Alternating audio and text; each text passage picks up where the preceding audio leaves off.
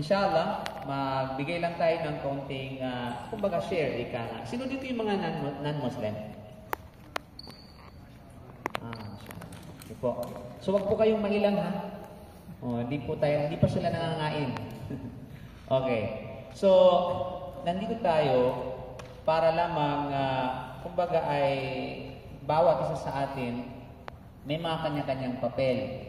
So, papel ko dito, ang gusto ko lamang maibahagi na kaalaman sa inyo, tandaan po natin na kumbaga itong ginagawa natin, hindi ito priority. Ang priority talaga natin dito ay magtrabaho. Diba? Maghanap buhay para sa pamilyang naiwan sa atin sa Pilipinas. Pasensya ka na kasi minsan nagsalita ko na may kaugnayan sa OFW kasi po ako ay nagtatrabaho sa government, Philippine government sa Jeddah, sa consulate. So ako po ay ng MWO. Under po ako ng Migrant Worker Office. So lahat ng concern ng OFW, problema ng OFW, problema din po namin. So kami po yung kumbaga ay nagsusolve ng ilan sa mga kaso ng OFW. At yun nga, ang ating priority na pumunta rito sa ibang bansa para itaguyod ang ating pamilya. Subalit, minsan nakaligtaan natin yung pinaka-ultimate priority natin. Kung bakit tayo nailalang sa mundong ito. Kasi sa mga non-Muslim, wag na kayong magtaka pa kung bakit ganito yung pagsasalita namin. Puro pangrelihiyon. Kasi lalo pa sa field namin, kagaya namin, ay nasa field ng da'wa at ito ay bahagi ng programa ng Islamic Center. So, ang ultimate na purpose ng kung bakit tayo, kasi minsan isipin natin, nandito ba tayo sa daigdig para maglaro ng basketball? Para mag-asawa, magkaroon ng pamilya, magkaroon ng hanap buhay, kumain, matulog, di ba? Yun ba talaga paikot-ikot na lamang na gawain every single day? Diba? So, minsan, magnilay-nilay at magbulay-bulay tayo. Diba? Kasi hindi ka naman nilikha ng Diyos para magpakasasak sa biyaya ng Diyos na binigay sa iyo. Whether you like it or not, yung mga biyayang ito hindi galing sa iyo. Hindi bunga ng iyong, kumbaga, ng iyong sariling kakayahan. Hindi porke binigyan ka ng talino o kaya'y pag-iisip at ipagmalangin mo na yun, na dahil sa mga talino mo at kaliksihan mo sa pangangatawan, nakukuha mo yung gusto mo. No. Lahat ng bagay na ito, kung ipagkakais sa iyo ng Diyos, ng dakilang tagapaglikha, wala kang magagawa. Kundi ay patalan pa din. No? Kundi ay lahat ng ito ihiram sa atin at ipinagkaloob sa atin ng lumikha sa atin. So, pinakamalaking utang na loob natin sa Kanya ay kilalanin siyempre siya. Kilalanin at paglingkuran. Halimbawa ngayon, kayo ay may mga employer. Subukan yung sumuway sa employer ninyo. Di ba? I mean, practically speaking, paglalagyan kayo, magiging TNT kayo. Tago ng tago, kumbaga, maging illegal kayo. Kasi bakit? Pasaway ka eh. Di ba? Ayaw mong sumunod sa patakaran ko, ayaw mong sundin yung mga batas o kaya mga protocol ng kumpanya ko. Ikaw na lang maging employer. Di ba? So, ibig sabihin, kinakailangan natin sumunod. At bilang sila yung nag-hire sa atin, magkaroon tayo ng utang na loob sa Kanya. Although binabayaran tayo, similarly, ganun din ang buhay natin sa daigdig. Gumawa ka ng mabuti, yung pabayaran sa kabilang buhay. Gumawa ka ng masama, yung pabayaran sa kabilang buhay. So, bilang utang na loob natin sa lumikha sa atin, hindi bagat narapat na kilalanin natin kung sino talaga yung lumikha sa atin. At siyempre, yung paglikha sa atin, hindi naman biro yan eh. Hindi naman laro yan eh, na basta lang nandyan ka, tapos gawin mo ang lahat. Hindi pwede. Ito nga may kontrata eh. No? Ito yung mga dapat mo, ito yung trabaho mo. At hindi ka pwede pumunta rito na hindi mo alam ang trabaho mo. O sino pumunta rito na basta lang ginanon? Diba na, dumaan ka sa pag-apply, dumaan ka sa pag-aaral, dumaan kasi bakit? Yung field mo, inalam mo yun. Paging engineer, paging isang nurse o doktor. Diba? So lahat inalam mo yun. Kasi bakit? Kasi yun ang trabaho mo. So similarly, tayo bilang tao, hindi tayo nilikha ng Diyos para lamang ilagay ka dyan sa mundo, magpakasasa ka, gawin mo ang naisin mong gawin, total may kalayaan ka, at the end of the day, hindi ka tatanungin niya. At the end of the day, sa araw ng paghuhukom, hindi ka niya pananagutan sa mga bagay na ipinagkaloob sa iyo. Samantala, lahat ng bagay na ito na meron sa atin, hindi kusang atin. Ito ay galing sa Kanya. Ito ay nilikha niya, ito ay pinahiram niya. So, kinakailangan magkaroon ka ng utang na loob. Di ba? Minsan, nagtatampo tayo. May mga tao na minsan na nagtatampo tayo dahil tinulungan mo yung isang tao. Kung sa pamamagitan mo, naging mabuti ang kanyang kalagayan sa pamamagitan mo. Di ba? So, hindi ba masakit sa part natin na tayo naging sentro o naging instrumento na gumawa na maging magandang buhay niya, tapos ayaw niyang gumawa ng utang na loob, bagkus siraan pa niya ako. Ano masasabi nga at naramdaman natin? Masasaktan tayo. Magpo-post tayo sa Facebook, walang utang na loob yung taong ito. Di ba? Walang hiya. O di ba? Talipandas, kumbaga sa malalim na Tagalog. Talipandas. Di ba? Hindi marunong kumilala. May mga ganyan mga tao na pagkatapos sa gawa ng mabuti, wala siyang pakialam. Hindi malang marunong pasalamat. Di ba? So, nararamdaman ng tao yung sakit na yon. Di ba? It's very unfair, kumbaga. So, how much more, higit palalo sa dakilang tagapaglikha.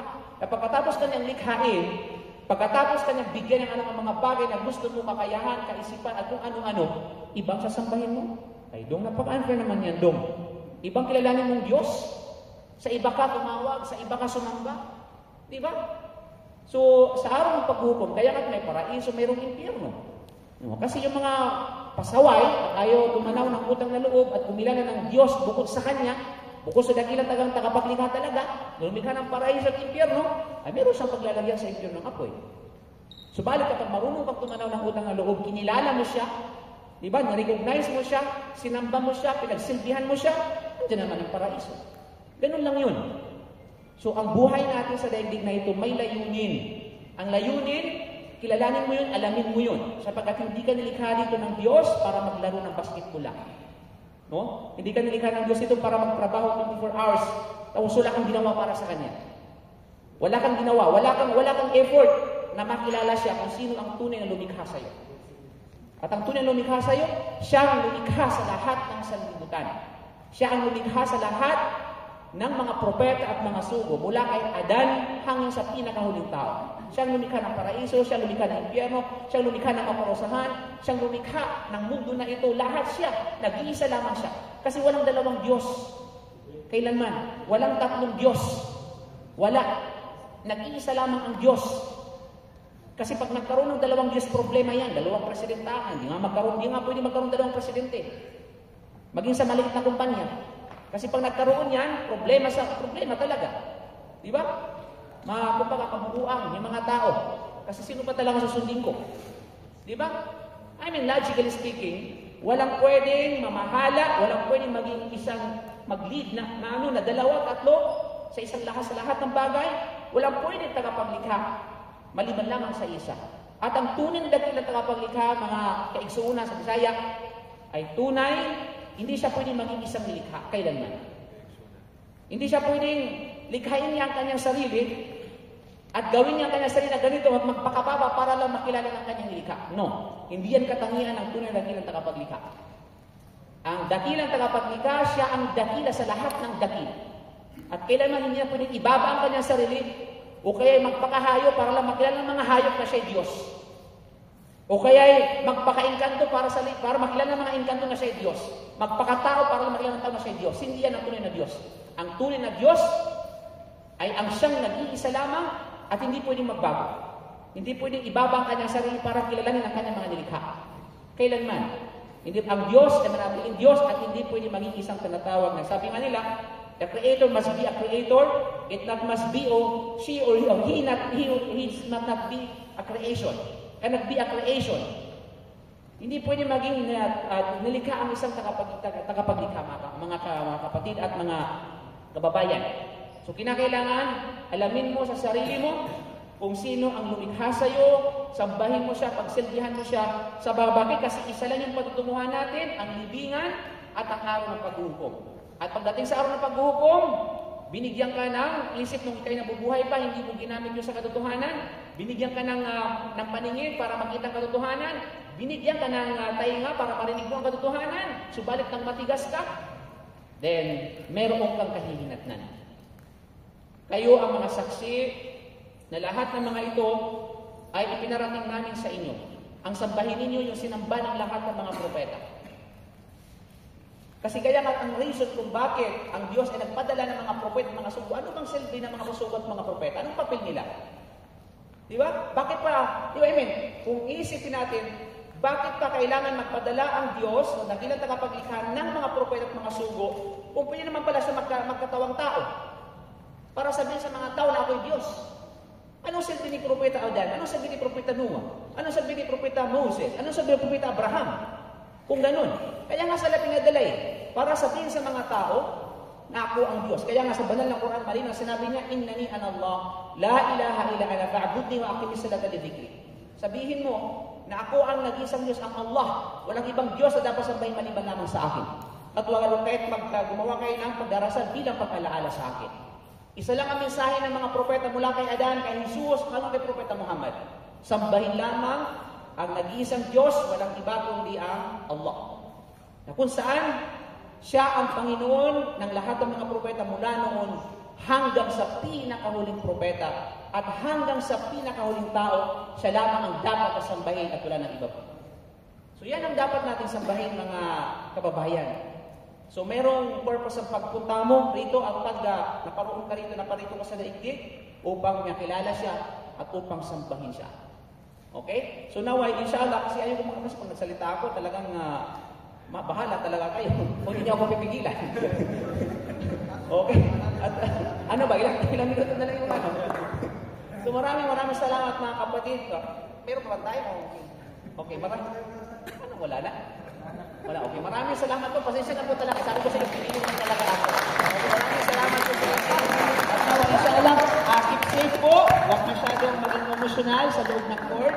Tandaan po natin na mas mahalaga, may mga mahalaga pang bagay na dapat nag-aatang sa atin. So huwag magpadala sa emosyon at kung ano man yung mga nasa loob ng court na may kaugnayan sa physical. No? So inshallah, nawa yung maging ligtas at maging matagumpay kayong lahat. Then good luck sa mga galing, inshallah.